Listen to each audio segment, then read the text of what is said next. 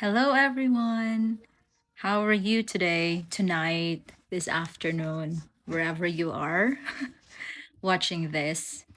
So, I hope everything's going smoothly on your end right now. So, in this video, I am going to share you my timeline on how I was able to come here as a teacher in Canada. Okay, so first is summer 2023, I started processing my West ECA, IELTS General Language Test, and the British Columbia Teaching Certificate. We don't have PTTC back then. That's why I don't know the process of it. But there are members in our Facebook community. They know the process of it because they did it already. So you might want to join that Facebook group because there's a lot in there that will help you.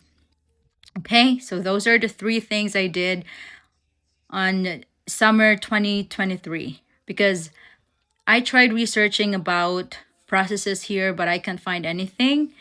I tried to look up vlogs about an international teacher and applying a teacher in Canada, but I can't find anything.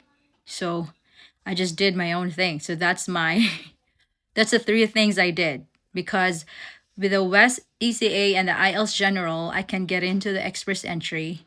And then if I will have my British Columbia teaching license, I can start applying with the schools. So those are the three. Next thing I did was January 2024, I created my express entry account because I already have my West ECA and IELTS General Language Test result.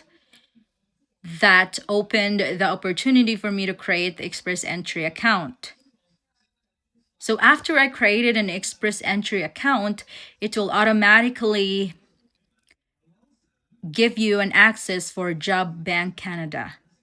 So Job Bank Canada has a lot of jobs there, like all around the country, who are hiring. And you can also filter it to those who are sponsoring LMIA. But in my case, I didn't mind.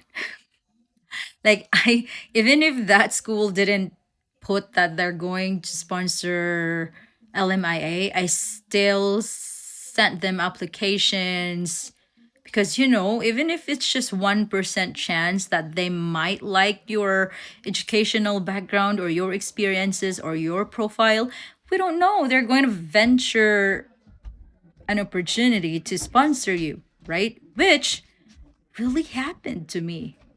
That actually happened to me because my school right now, they actually didn't put it in there that they're going to sponsor international teachers or LMIA.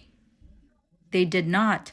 I just sent my resume, my applications, just like that. I received a lot of rejections, like I can't even count on my fingers. But that's okay. I still have job back then in Canada anyway.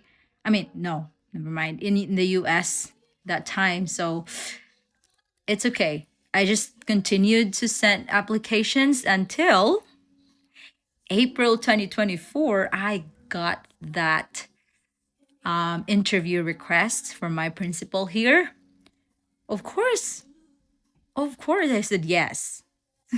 So I did the interview, and good thing they liked my profile, I think, and my experiences that time. Maybe I did well in my interview. So they hired me. They gave me a job offer, I think, around May 2024.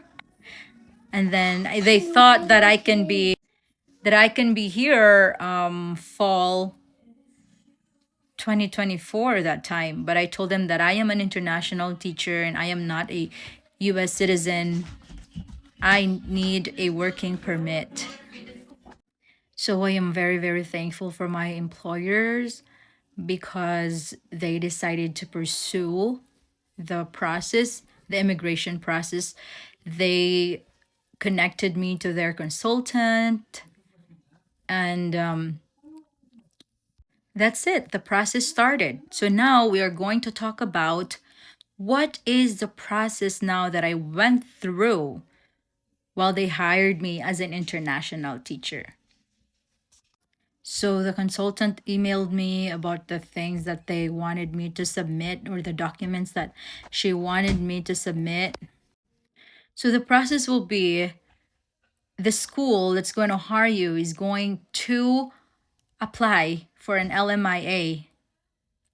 Okay, it should be a positive, it should, yeah, it should be a positive result, the LMIA. But before LMIA, first thing they need to do is they need to have a job posting. And if, like, after 2 months, I think, if nobody will apply, no Canadian citizens or permanent residents is going to apply, then they can proceed to the application of LMIA, because that job posting will be their evidence that they have shortage, right? It's the same with the H1B, I think, in the US, because they need to do a job posting first before they can petition. So yeah, it's the same thing. And then, so job posting is like around 2 to 3 months. LMIA application is around 3 to 4 months process. After that, if they will have that positive result for the LMIA, then you can apply for your work permit, which will take to at least 2 to 3 months maximum. Okay. So overall, for mine, it's like about around 10 months. So fast forward, March, I think it's March 2025, that my work permit was approved. So yeah, I was so happy that time.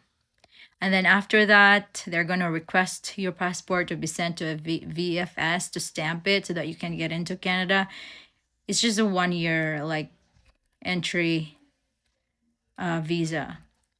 And then they will like send you a letter in which you're going to present it to the immigration people when you arrive in Canada, in exchange with your like real work permit paper.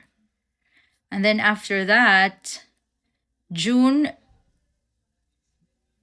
1, we arrived in Canada already. So we stayed here for the entire summer. And then August 2025, I started my work as an elementary teacher here in Canada. So that's pretty it. That was my journey. That's how I did mine.